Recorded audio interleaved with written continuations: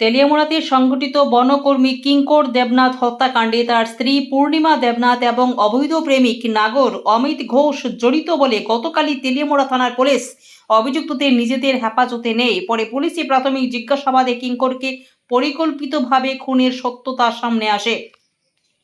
এতে কিঙ্করের স্ত্রী পূর্ণিমা এই হত্যাকাণ্ড সংঘটিত করে মৃতদেহকে অন্যত্র ফেলে দিয়ে ঘটনার মোড় ঘুরিয়ে দেওয়ার জন্য প্রমোটার অমিতের সহযোগিতা নেয়। এই মর্মে রবিবার পুলিশ দুই অভিযুক্তকে সাথে নিয়ে যেখানে কিঙ্কর দেবনাথের মৃতদেহকে ফেলে দেওয়া হয়েছিল সেই জায়গা থেকে শুরু করে কিঙ্কর দেবনাথের ভাড়া বাড়ি অর্থাৎ যেখানে হত্যালীলা সংঘটিত হয়েছিল সেখানে বিশেষ পর্যবেক্ষণ করে।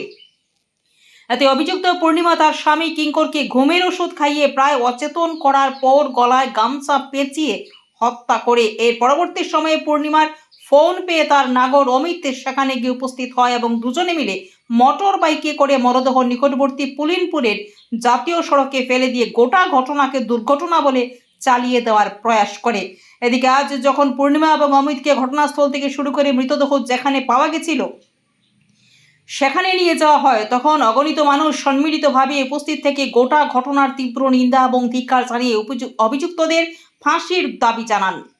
ভানুচন্দ্রের রিপোর্ট, জি আপডেট। আমরা চাইছি দোষীদের কঠোর সাজা হোক এবং ফাঁসির ব্যবস্থা হোক। বর্হিত সামাজিক অপরাধ যে যোগ সাজসে এই হত্যাকাণ্ড অপরাধের যাতে কোনো অবস্থাতেই ছাড় না পায়, ওর উপযুক্ত শাস্তি হচ্ছে ফাঁসি। আমরা সকলেরই দাবি যারা এই হত্যাকাণ্ডের সঙ্গে জড়িত প্রত্যেকের জন্য ফাঁসির সাজা।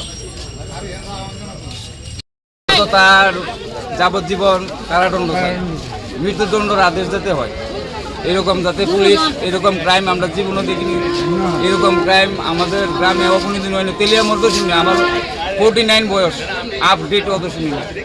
এরকম জঘন্য লোক আমাদের গ্রামে মহানীপুর ওনার বাড়ি ছিল, উনি এখানে এসেছিল, ফরেস্টার ছিল ওনার স্ত্রী আর ওনার লাভার মানে এক্স বয়ফ্রেন্ড, উনি ওনাকে গলা চিটে রশি দিয়ে এরপরে ঘুমের ট্যাবলেট ওনার ফাদার এনেছে, মেয়ের বাবা এনে দিয়েছে। তাদেরকে শাস্তি চাই আর ইমিডিয়েটলি একটা অ্যাকশন চাই। ধন্যবাদ।